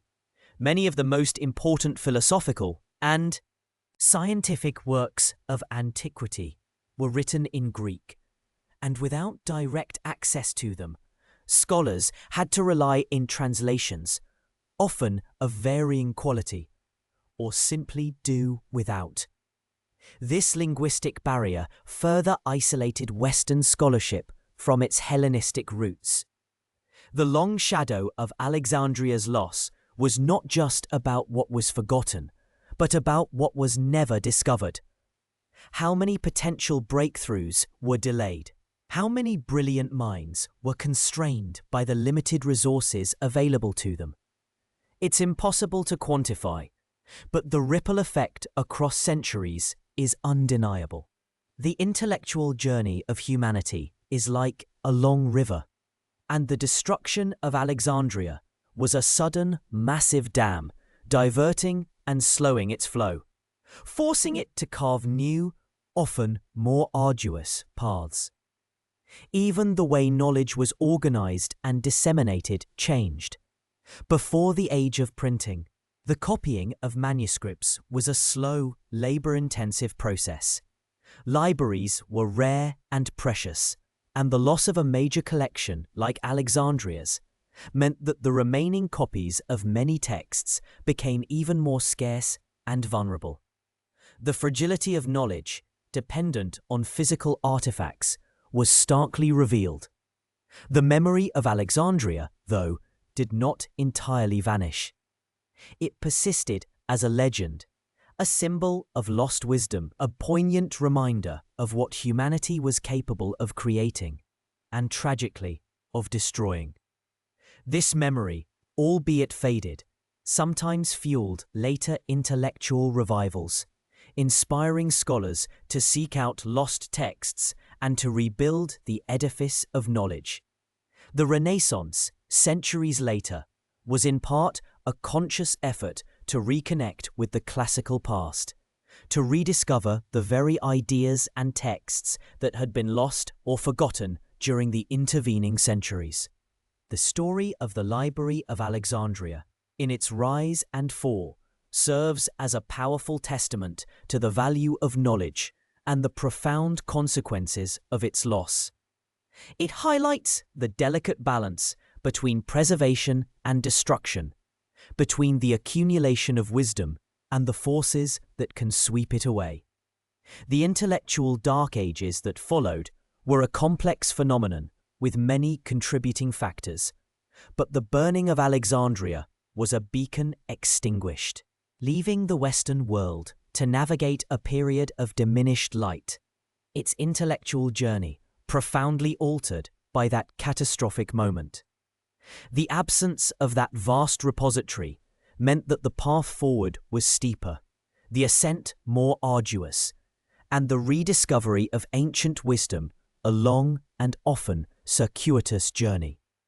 Even as Alexandria's intellectual flame flickered and dimmed through the 5th and 6th centuries, its embers were not entirely extinguished.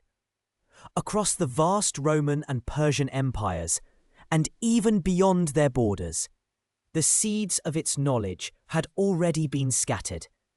carried by scholars, merchants, and missionaries like dandelion fluff on the wind. You might imagine a great river, its main channel slowly silting up and narrowing. But its tributaries, fed by the same source, continue to flow, carving new paths through different landscapes. These currents of learning, though sometimes diverted or slowed, would eventually converge again, nourishing new centers of thought far from the Nile Delta.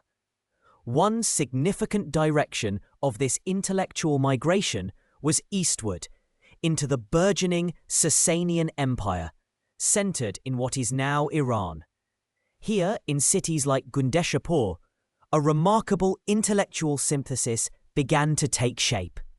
The Sasanians, heirs to ancient Persian traditions, were surprisingly open to foreign ideas, especially those that could enhance their empire's prestige and practical capabilities. They recognized the value of Greek medicine, philosophy, and science, much of which had been preserved and developed in Alexandria. When Christian scholars, often labeled as heretics by the increasingly orthodox Byzantine Empire, sought refuge, they found a welcoming environment in Sasanian lands. These Syriac-speaking Christians, often Nestorian, played a crucial role in translating Greek texts into Syriac, their liturgical language, and then often onward into Pahlavi, the official language of the Sasanian court. It was a painstaking process, requiring not just linguistic skill, but also a deep understanding of complex philosophical and scientific concepts.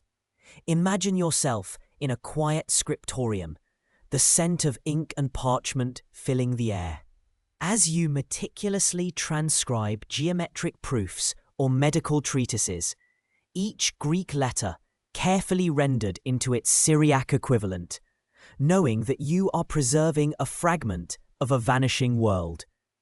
This dedicated work ensured that the insights of Hippocrates, Galen, Aristotle, and Euclid did not vanish with the burning scrolls of Alexandria, but found new life in distant lands. Gundeshapur, in particular, became a vibrant hub of learning. Often described as the first true university in the modern sense, though its structure was quite different from later European institutions. Founded in the 3rd century CE, it flourished particularly from the 6th to 8th centuries. It housed a hospital, a pharmacy, and a library that actively collected and translated works from Greek, Syriac, Sanskrit, and Persian. Physicians trained there were renowned throughout the Near East, blending Greek humoral theory with Indian pharmacological knowledge and Persian clinical practices. How do we know about Gundeshapur's extensive medical and intellectual activities? Our understanding comes largely from later Arabic chronicles and medical texts that explicitly mention its foundational role and the scholars who passed through its halls, often detailing the translation efforts and the specific texts involved. Meanwhile, in the Byzantine Empire, the eastern continuation of the Roman Empire, a different kind of preservation was taking place. While Alexandria declined, Constantinople, the new capital, rose as a center of learning. Scholars there continued to study and copy Greek texts, though often with a more theological focus, prioritizing works that supported Christian doctrine. However, practical knowledge, particularly in engineering, law, and medicine, also continued to be valued. The great legal codification under Emperor Justinian, in the 6th century, for example, drew heavily on Roman legal traditions that had been refined and documented for centuries, many of which were accessible through libraries and archives across the empire, including remnants of Alexandrian scholarship. Yet, even in Byzantium, the intellectual, a landscape was shifting. The direct engagement with pagan Greek philosophy became more selective, often viewed through a Christian lens. The vast encyclopedic scope of Alexandrian inquiry, which embraced everything from astronomy to literary criticism without prejudice, was less common. It was more like tending a carefully curated garden, selecting specific plants for their beauty or utility, rather than exploring a wild, untamed forest of knowledge. Further west, in Europe, the situation was far more fragmented. The collapse of the Western Roman Empire in the 5th century led to a period often termed the Dark Ages, characterized by political instability, economic decline, and a significant loss of literacy and intellectual infrastructure. Monasteries became the primary custodians of learning, preserving Latin texts, including some translations of Greek works. But the breadth of knowledge available was severely limited compared to the Alexandrian zenith. Imagine isolated islands of light in a vast, encroaching darkness, each monastery a small beacon, struggling to keep the flame of knowledge alive with limited resources and often no direct contact with the intellectual currents flowing in the east. The rise of Islam in the 7th century marked another pivotal turning point. Within a century of the Prophet Muhammad's death, the Islamic Empire stretched from Spain to India, encompassing many of the former Sasanian and Byzantine territories, including Egypt. The early Abbasid Caliphate, particularly from the 8th century onward, initiated an unprecedented translation movement, often called the Golden Age of Islam.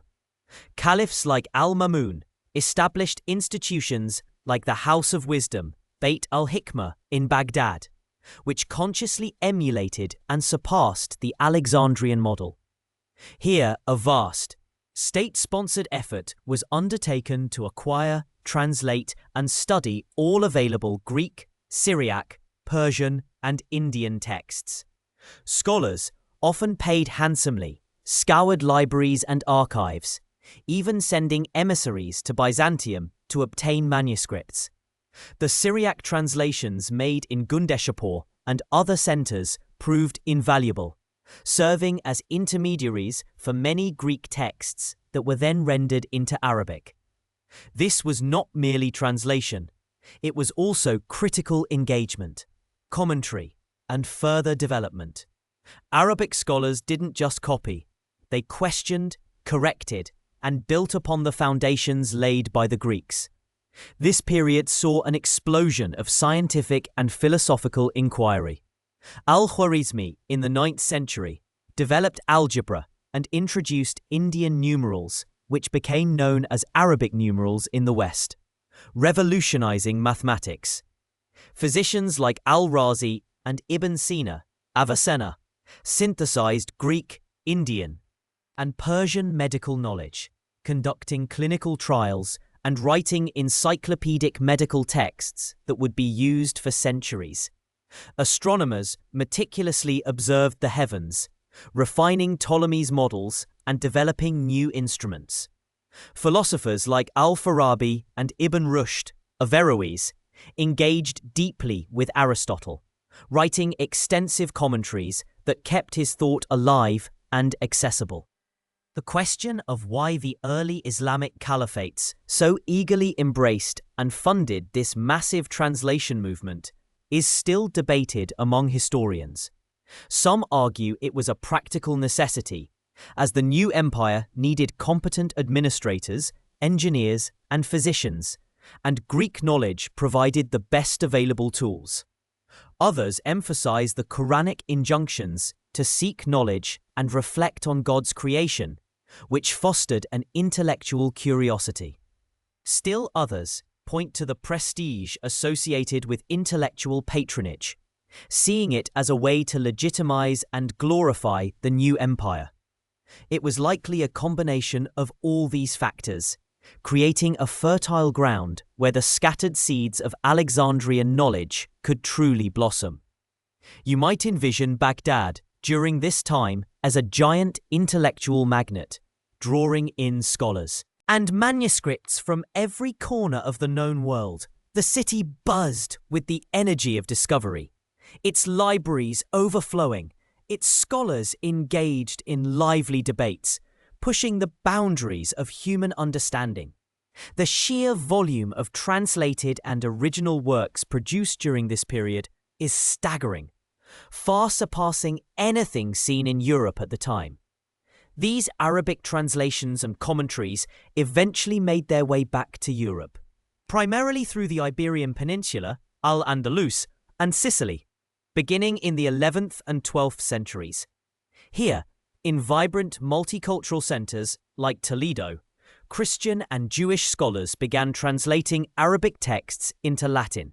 This was a second great wave of translation, often from Arabic to Latin, bringing back to Europe much of the Greek heritage that had been lost or forgotten in the West, along with the significant advancements made by Islamic scholars. The impact of this influx of knowledge was transformative.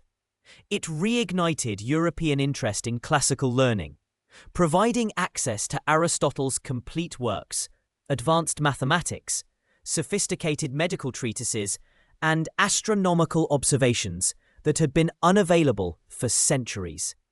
This intellectual reawakening, often called the Renaissance of the 12th century, laid crucial groundwork for the later Italian Renaissance and the scientific revolution. It was as if a long-dormant garden, after centuries of neglect, suddenly received a fresh infusion of water and nutrients, causing a riot of new growth. Without the meticulous work of Syriac, Persian, and Arabic scholars, much of the intellectual legacy of Alexandria, and indeed of ancient Greece, might have been permanently lost. The burning of the Library of Alexandria, while a tragic loss of unique texts, did not erase all knowledge. Instead, it underscored the resilience of ideas and the human drive to preserve and understand. The knowledge, like water finding its way through new channels, flowed eastward, deepened, and then returned, enriching the intellectual landscape of the world in ways that continue to influence us today. The story of Alexandria's decline is thus also a story of dispersion and eventual triumphant return, a testament to the enduring power of human curiosity and collaboration across cultures and centuries. In the quiet aftermath of Alexandria's decline, as centuries turned and the echoes of its lost scrolls faded into legend, a new kind of yearning began to stir across the world. It was a longing for a universal repository of knowledge, a phantom limb of memory that throbbed with the ghost of what had been lost. From the medieval scriptoria of Europe to the bustling house of wisdom in Baghdad, the spirit of Alexandria, though fractured and reimagined, began to manifest anew. You might imagine yourself in the 9th century, in the heart of Baghdad, a city then at the zenith of its intellectual flourishing. The air would be thick with the scent of ink and parchment, the murmur of scholars debating in hushed tones. Here, under the patronage of Abbasid caliphs like Harun al-Rashid and his son al-Mamun, a remarkable institution was taking shape. The Beit al-Hikmah, or House of Wisdom, not a library in the Alexandrian sense of a vast, publicly accessible collection. It was a dynamic center of translation, research, and original scholarship, drawing on the intellectual traditions of Greece, Persia, and India. Its mission, in many ways, mirrored Alexandria's, to gather, translate, and synthesize the world's knowledge. Scholars here, much like their Hellenistic predecessors, were driven by an insatiable curiosity, translating countless Greek texts into Arabic, preserving works that might otherwise have been lost to the West. This monumental effort, which lasted for several centuries, ensured the survival of much classical thought that would later fuel the European Renaissance.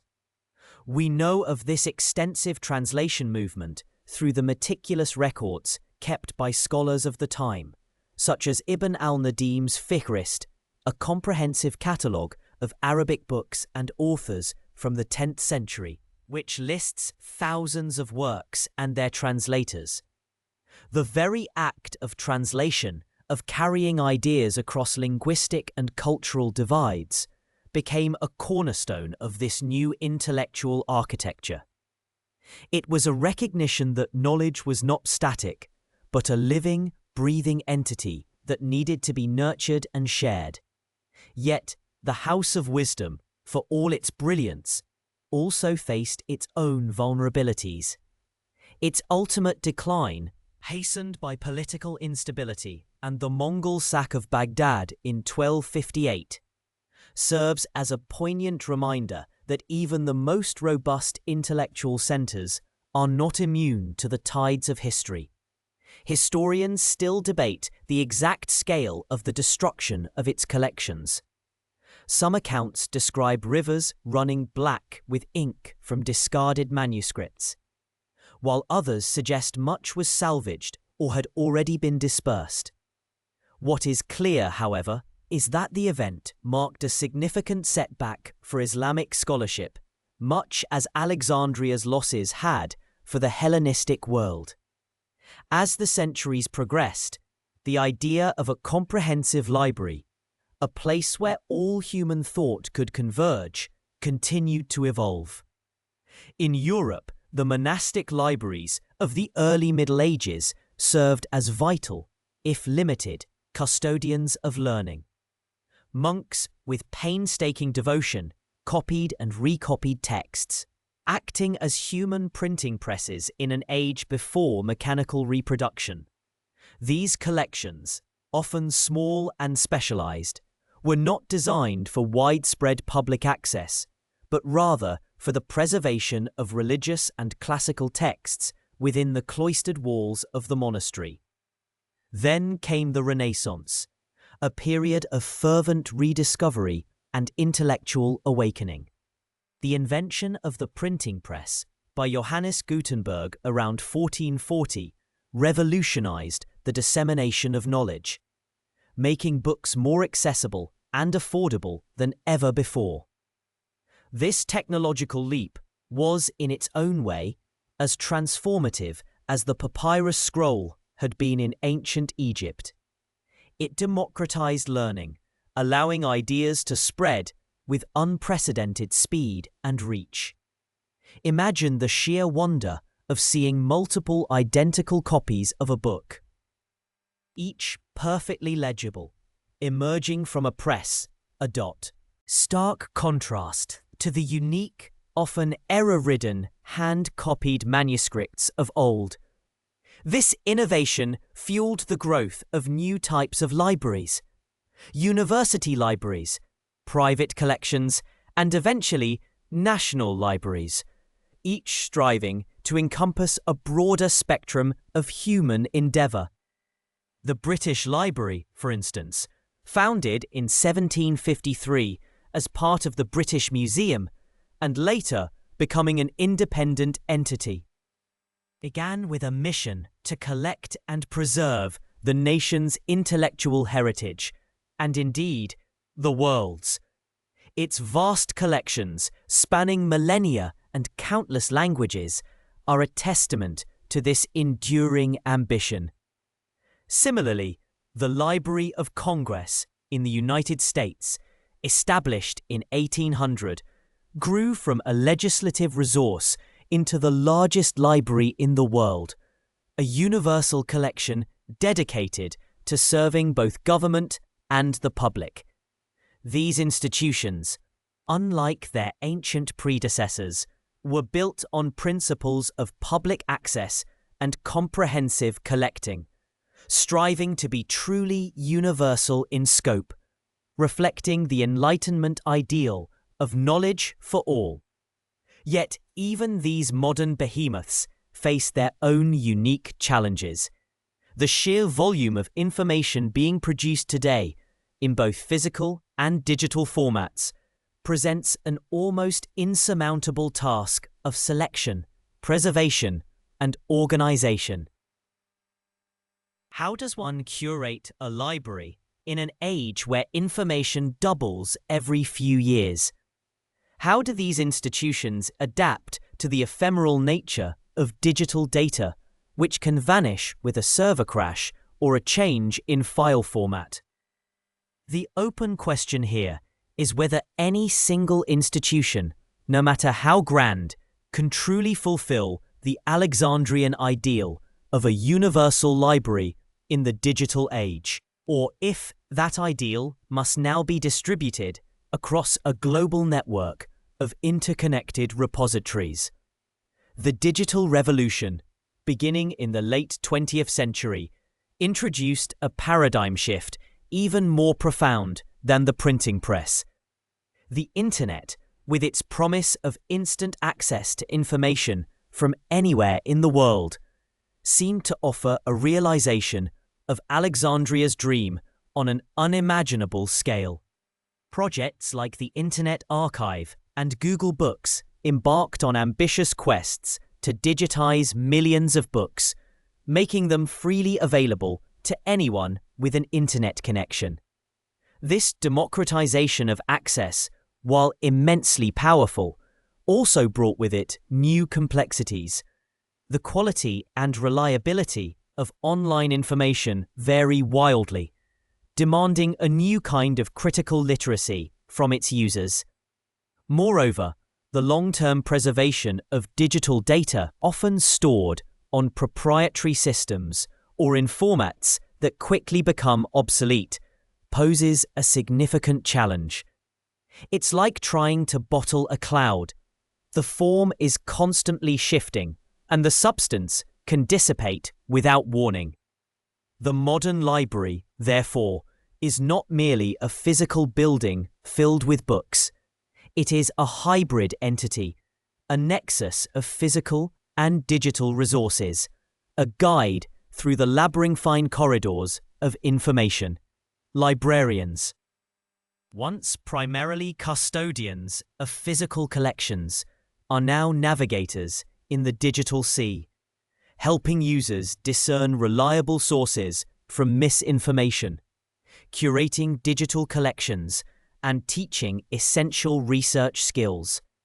They are the quiet sentinels of knowledge, ensuring that the vast ocean of information does not overwhelm or mislead. The story of the Library of Alexandria, its rise and its fall, serves as a powerful, enduring myth in this ongoing journey. It is a cautionary tale about the fragility of knowledge and the importance of its preservation, but also an inspiring narrative about humanity's ceaseless quest for understanding. The ghost of Alexandria, that yearning for a complete repository of human thought, continues to haunt and inspire us. It is the silent force that drives the creation of every new archive, every digital database, every attempt to gather and organize the ever-expanding universe of information. You might reflect on this every time you search for inf. For a going forward. Every time you consult a book in a library, you are, in a small way, participating in this ancient quest. You are reaching out to touch the collective memory of humanity, a memory that has been painstakingly built, lost, rebuilt, and reimagined across millennia. The challenges today are different, not fire and invasion, but data rot, information overload, and the digital divide. Yet, the fundamental impulse remains the same: to understand, to learn, to connect with the wisdom of those who came before us, and to leave a legacy for those who will follow. The Library of Alexandria, in its absence, became a blueprint for what we aspire to be, a constant reminder of the profound value of knowledge and the eternal human endeavor to build new houses of wisdom, brick by digital bite, in its enduring shadow. And so, as the gentle currents of time carry us away from the ancient shores of Alexandria, from the echoes of its bustling port and the hushed whispers of its grand library, We are left not with an ending, but with a profound reflection. The city, and particularly its intellectual heart, the library, stands as a monumental reminder of both human aspiration and human vulnerability. It is a story that resonates deeply, even in our vastly different world. A quiet caution whispered across millennia. You might find yourself wondering as the soft light of dawn begins to paint the sky, why a story so ancient, so seemingly distant, continues to hold such a powerful grip on our collective imagination. Why do we still speak of Alexandria, not just as a historical curiosity, but as a symbol? Perhaps it is because the rise and fall of its great repository of knowledge mirrors, in a grand scale, the very human journey of discovery and loss, of creation and erosion. It reminds us that progress is not a straight line, but a winding path, often shadowed by setbacks and unforeseen consequences. The Library of Alexandria, in its prime, was a testament to an almost boundless intellectual ambition. Imagine, for a moment, the sheer audacity of its founders, the Ptolemies, to conceive of such a place. They sought to gather all the world's wisdom under one roof, to create a universal archive of human thought. This wasn't merely about collecting books, it was about synthesizing knowledge, fostering scholarship, and creating a vibrant intellectual ecosystem. Scholars from every corner of the known world converged there, their minds sparking new ideas, their debates shaping the very foundations of philosophy, science, and literature. The sheer scale of this endeavor, the meticulous work of copying, translating, and cataloging, speaks to a deep-seated human drive to understand, to categorize, and to pass on what has been learned. But the story of Alexandria also serves as a poignant cautionary tale about the fragility of knowledge. We have explored the various theories surrounding its decline and eventual demise, the gradual erosion through neglect, the accidental fires, the deliberate acts of destruction. Each theory, whether pointing to a slow decay or a sudden catastrophe, underscores a fundamental truth. Knowledge, despite its immense power, is not inherently indestructible. It requires constant care, vigilant preservation, and an environment that values its existence. Like a delicate ecosystem, if the conditions are not right, it can wither and disappear, taking with it the accumulated wisdom of generations. Consider the immense loss that accompanied the burning of even a fraction of its scrolls. Each scroll represented not just a text, but a voice, a perspective, a lifetime of thought. When those scrolls turned to ash, so too did countless ideas, theories, and histories. It's like watching a constellation slowly fade from the night sky. Each star a unique story, now forever lost to the darkness. We can only speculate about the scientific breakthroughs that might have been delayed, the philosophical arguments that might have been enriched, or the artistic expressions that might have inspired new movements. Had those texts survived, this profound sense of irretrievable loss underscores the vital importance of preservation, not just for its own sake, but for the continuity of human progress. Yet even in its destruction, the spirit of Alexandria endured. The scholars who dispersed carried their knowledge and their methods with them, planting seeds of learning in other centers. The very idea of a universal library, a place dedicated to the systematic collection and study of all knowledge, continued to inspire. This enduring legacy can be seen in the great libraries that followed, from the House of Wisdom in Baghdad to the monastic scriptoria of medieval Europe, and ultimately to the vast digital repositories of our own age. A is an echo of Alexandria, a testament to the persistent human need to gather, to organize, and to share information. The narrative of Alexandria also brings into sharp focus the complex interplay between power and knowledge. The Ptolemies understood that control over information was a form of power, a way to project cultural authority. They invested heavily in the library, not purely out of altruism, but also as a strategic move to establish their dynasty as patrons of learning and culture. Conversely, the destruction of knowledge, whether accidental or deliberate, has often been a tool of those who seek to suppress dissent or reshape narratives. This dynamic, the tension between knowledge as liberation and knowledge as control, is a thread that runs through human history, and one that remains intensely relevant today. We live in an age where information is more abundant and accessible than ever before. The Internet, in many ways, is a modern, decentralized echo of Alexandria's ambition, a vast, interconnected web of knowledge. But this abundance also brings its own challenges. How do we discern truth from falsehood in such a deluge?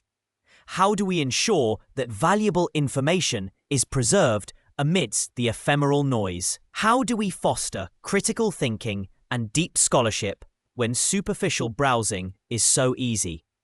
The lessons from Alexandria about the importance of curation, critical evaluation, and sustained intellectual effort resonate with renewed urgency in our digital age.